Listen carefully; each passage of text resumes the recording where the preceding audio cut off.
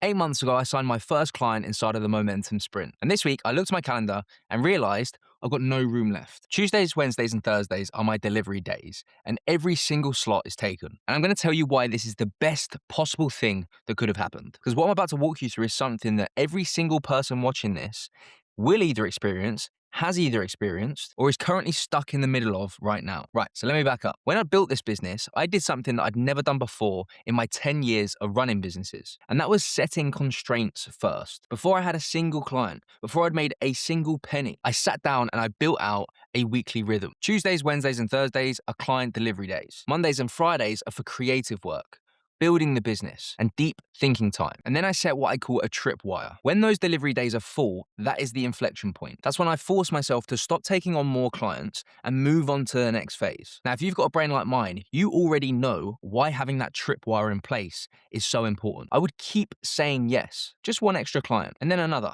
and then one more after that. And every single yes would feel amazing in the moment. Because for our brains, new clients are stimulating. New conversations are exciting. Every time somebody says that they want to work with me, there is a genuine neurological reward that I'm getting given. Our brains are releasing a hit of dopamine because it's novel. I'm working with this new person. I know that I can categorically change their life. They have a new set of problems that I can help them solve. So you keep saying yes. And it feels like progress because you're continuously busy and you're continuously earning. But what's actually happening underneath all of that is something that's dangerous that we really need to watch out for. You will slowly be drifting out of that all-important creation mode and getting sucked into maintenance mode full time. The creative days will disappear. The space for really important strategic thinking will no longer exist. And this is where it gets really specific to how our brains work. Hunter brains spend more time in what's called the default mode network. That's the part of your brain that's responsible for creating new ideas, innovating, connecting the dots, and having those metaphorical shower thought moments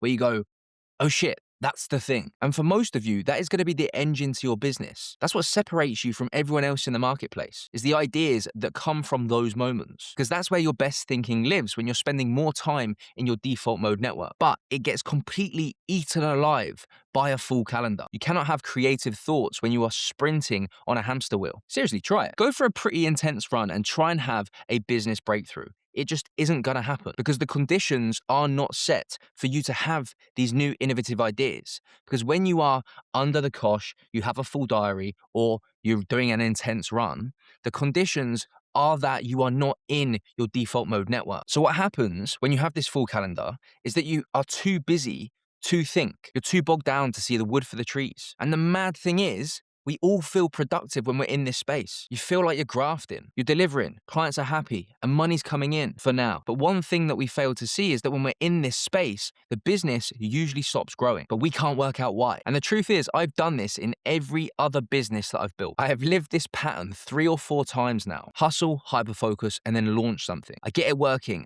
I ride the momentum, and I feel on top of the world. Then slowly, often without noticing, the exact things that got me there are now the things that are stopping me from getting to the next destination. The energy, the speed, and the willingness to say yes to absolutely everything. That is brilliant in the early startup phase, but it is fucking lethal in the next one. And I call that moment the chaos ceiling. It's where your brain type, which is an absolute weapon when things are messy and a little bit scattered, and it requires that energy and that hustle in order for you to get things going, now becomes the bottleneck. Because the early phase of building a business rewards everything about the way that our brains operate. Short feedback loops, high novelty, urgency everywhere, all of the time, constantly problem solving, likely building new things every week. That's the dopamine playground for hunter brains. We are literally built and designed for that phase of business. But the next phase requires something different from us. It needs consistency, infrastructure, systems when you're not having to just white knuckle your way through everything. It needs you to protect your space, to say no,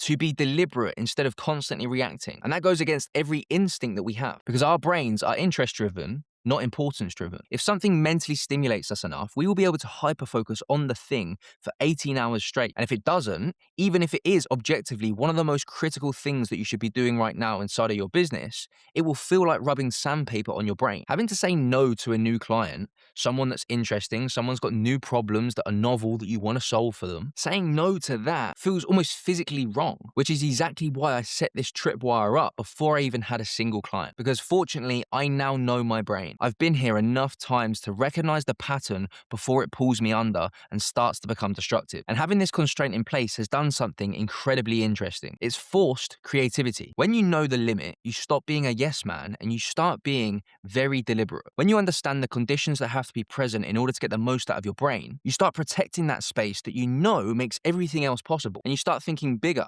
about how you can serve more people without burning out yourself or what's already working. Right, so let me tell you what's already working because this matters. Since July, clients have been through the roof. One of my clients, Steven, has told me that in the last 12 weeks that we've been working together, he has doubled his business. His exact words last week were, "I feel like I'm robbing you." And I get messages like this most weeks now. And the retention tells the story even more clearly. Since July, I have only had one client leave. Yes, just one. And he left because he felt so good about the work that we'd done together that he was ready to go off and kill this on his own, which is literally the whole point of the work. But that also creates a problem. When the work is genuinely good, people stay. And that's helped me to recognize that my slots aren't a revolving door. They're occupied long term. If I have 10 slots available and I have high retention, maybe I get to work with 15 to 20 people a year, if I'm lucky. And I set a target for myself at the start of this year that I want to transform the lives of 100 hunter brain entrepreneurs. Not just reach 100, not post content that 100 people are going to see, but actually change the lives of 100 people with this brain type. And that's 25 down since July, but there's 75 to go. And I know that the one-to-one alone can't close that gap. So I built something. I needed to figure out a way to get what I know is already working to more people without losing what already makes it work. The execution stack works. The frameworks work. And quite frankly, the results that I'm getting with my clients speak for themselves. And I will share with you guys exactly what that looks like soon. But the point of this episode isn't this new offer. The point is the principle that lies underneath it. Because you're likely living some version of this yourself right now. You're working harder than most people you know. Your diary's full. You feel busy all the time. But you haven't had a genuinely creative thought about your business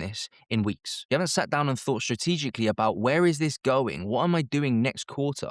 Because you've always got a new client to serve, another fire to put out, another task that feels impendingly urgent. And the scariest part for all of us is that we're often not able to see this signal because busyness gets convoluted for progress. It is the most convincing disguise that stagnation has. You feel like you're doing everything right because you're exhausted at the end of every week. But exhaustion and progress are two completely different things. If we're honest, busyness is often the excuse that we use to avoid doing the harder things, which is the stuff that actually moves you and your business forward. And I believe that constraints are the antidote to this because having a hard limit in place forces you to be deliberate. It forces you to start being creative. It forces an evolution rather than just constant expansion. And those two things are also different because just expanding without evolving is you just going faster on that hamster wheel. You only have so much capacity, both physically and mentally. And that is even more true for those of us that are higher up on the ADHD spectrum, aka hunter brains. So if you're watching this and you feel like you're already working at full capacity, but nothing's really moving forward, I want you to ask yourself one question. What's the constraint that you need to set? What's the tripwire that tells you